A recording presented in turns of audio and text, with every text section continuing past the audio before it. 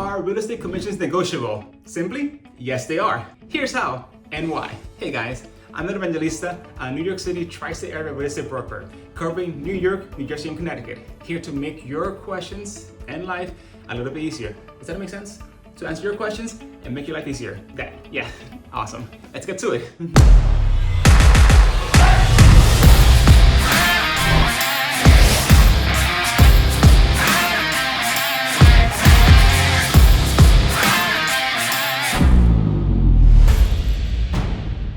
So here's the deal.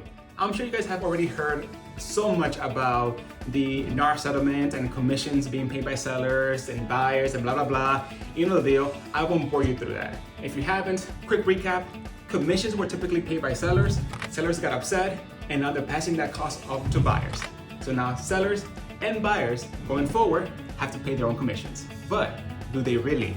I think to understand this matter, you have to understand how a settlement statement works, how a closing works, and how all the money transfers back and forth works. It's very complicated, and we can spend a lot of time on that. So on this video, I'm gonna make it very simple, and I'm gonna try to explain why it does not matter at all who pays for what. Check this out. Traditionally, let's keep the number simple here. You have a home that's worth $100,000, and the seller has agreed to pay 6% commission to the realtor. This 6% commission, or $6,000, gets split evenly between typically the seller side and the buyer side, meaning that the seller's agent will get paid 3%, meaning 3K, and the buyer's agent will get paid 3%, meaning 3K, together adding up to the 6% or $6,000. What happens is that, not taking into account any other expenses for the sake of simplicity, the seller would get paid $100,000 by the buyer, and they would deduct that 6%, and the seller would net $94,000 from the sale of their home. Going forward, sellers are saying, I don't want to do that. I don't think that it's fair for me to be able or have to pay the full commission when the buyer's agent is working for the buyer, not for me. And that's fair, I understand it, but here's the deal. Not everybody is buying cash, and in most cases, they're buying through a lender, they're buying through a loan, a mortgage, and in those cases, mortgages are capped at the value of the home. Meaning that me as a buyer, if I have to buy that same house for $100,000 and I have to get that loan for that amount, I'm capped at that amount.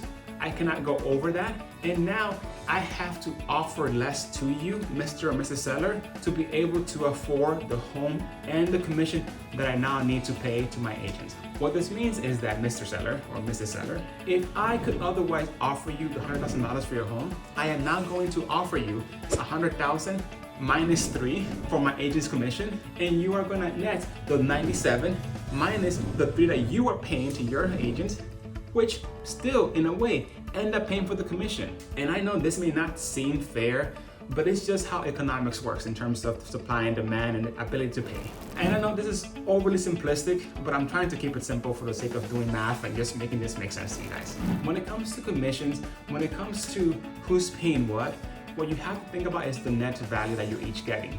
As a seller, I could care less what fees are being paid as long as I am netting what I need to net at the end of the day. That means that whether it is myself paying a commission or it being done through a lesser offer that I receive or whoever, as long as I net what I need to net, that's what I care about. So when it comes to commissions being negotiable, just to a long way of trying to answer this question is that yes, they are. You can negotiate not only the amount of the commission, whether it's 6% higher or lower, you can also negotiate who pays for what, whether it's being seller paid or it's being buyer paid. Whatever you choose, what you have to keep in mind is the net that can be expected.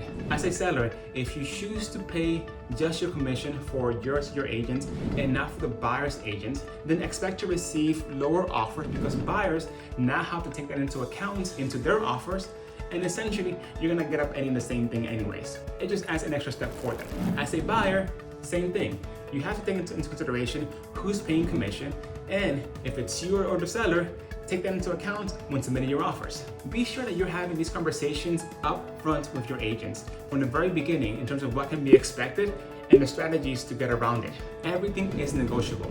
And the important thing when negotiating is ensuring that your net value is maximized. So don't focus too much on the mechanics of how things are being paid. Instead, focus on the value that those things are generating for you. And again, I'm just trying to simplify this in a very easy way to understand. So if you have any more questions or you want to dive deeper into it, because this can be a very complicated topic, please drop a comment below or send me a message. And if you found value in this video, please hit that like button and subscribe. Thank you so much for watching, and I'll see you guys in the next video.